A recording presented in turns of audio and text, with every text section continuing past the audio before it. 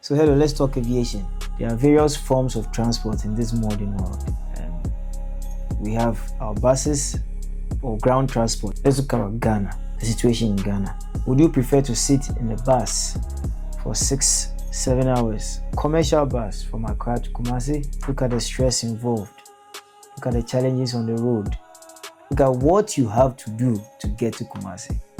Or would you prefer to sit in a 30-minute object that will fly you from Accra to Kumasi? Quick, safe, and steady.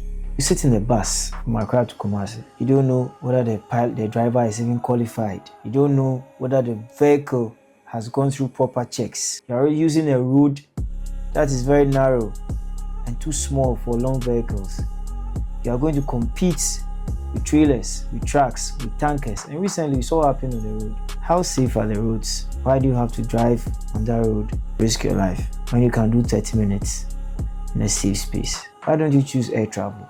Why don't you make that little sacrifice to add air travel to your itinerary? I know people will say air travel is expensive. I know it is expensive where we are. That is the truth. It's true.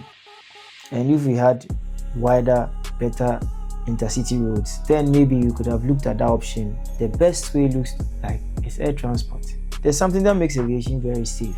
You don't just pick an aircraft and just take off. There is a plan for everything. Nothing in that aircraft is done by chance. Luck would not help an aircraft take off. I'm saying this because aircraft procedures are mandatory.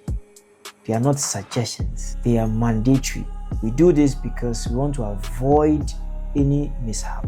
So now you are forced and mandated to follow rules and regulations which your procedures will be part of. A lot of things will have to happen before an aircraft takes off. Oh my God, you have no idea what happens. Let me know what you think about this. Cheers.